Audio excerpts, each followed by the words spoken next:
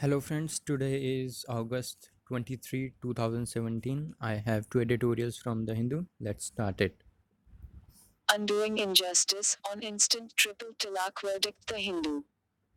By declaring the discriminatory practice of instant triple talaq as unconstitutional, the Supreme Court has sent out a clear message that personal law can no longer be privileged over fundamental rights.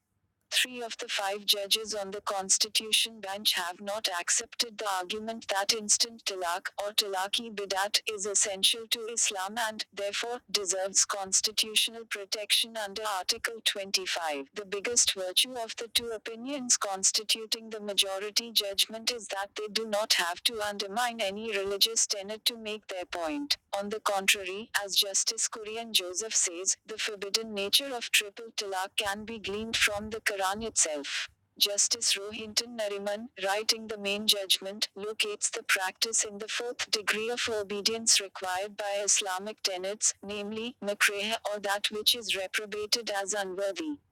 The main ground on which the practice has been struck down is a simple formulation that this form of talaq is manifestly arbitrary in the sense that the marital tie can be broken capriciously and whimsically by a Muslim man without any attempt at reconciliation so as to save it. In fact, the final summation is so simple that the court did not even have to elaborate on how triple talaq violates gender equality. On the contrary, Justice Nariman says that having held the practice to be arbitrary, there is really no need to go into the element of discrimination. The court deserves commendation for undoing the gender injustice implicit in the practice so effortlessly, within constitutional parameters as well as the Islamic canon.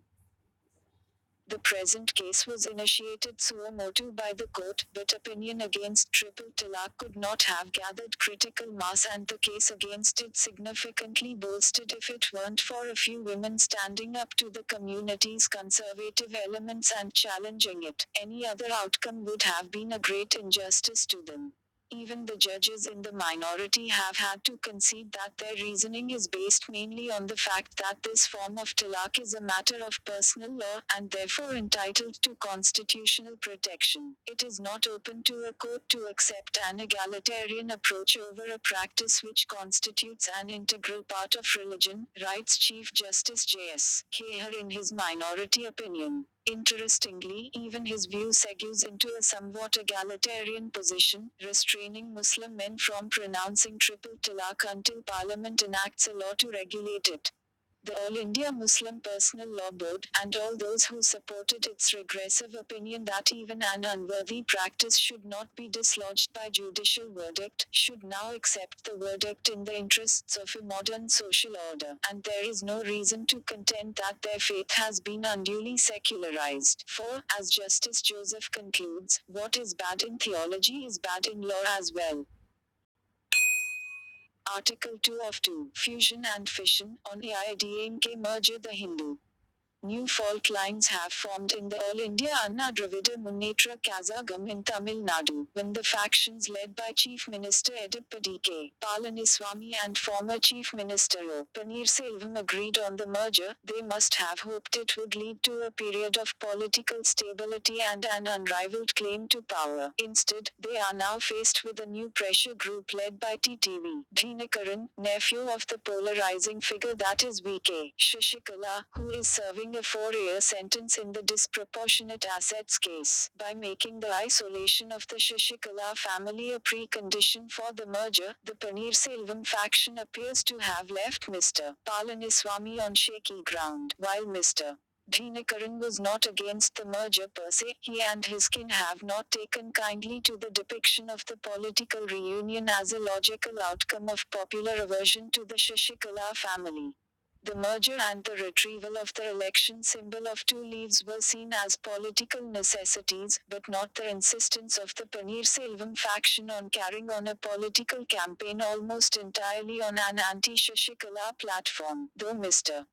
Palaniswamy managed to defer a decision on expelling Shashikala until after the convening of a general council meeting. In the popular imagination, the merger was made possible only by the sidelining of the Shashikala family. To retain their relevance, Mr. Dhinakaran and other members of the family were forced to coalesce into an opposing group.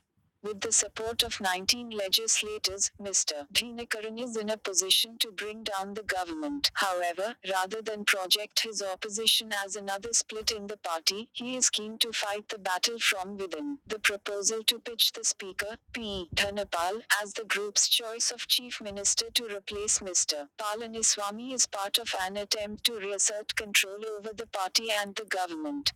Even now, many ministers in the Palaniswamy cabinet are Shashikala loyalists. They are held together only by their desire to avoid a snap election just 1 year into the term of the assembly. Given the mood of the government at the centre and the interests of the Bharatiya Janata Party, Governor C. Vidyasagar Rao might not act in a hurry on the plea by the MLAs supporting Mr. Dhinakaran and order Mr. Palaniswamy to go through a flow test.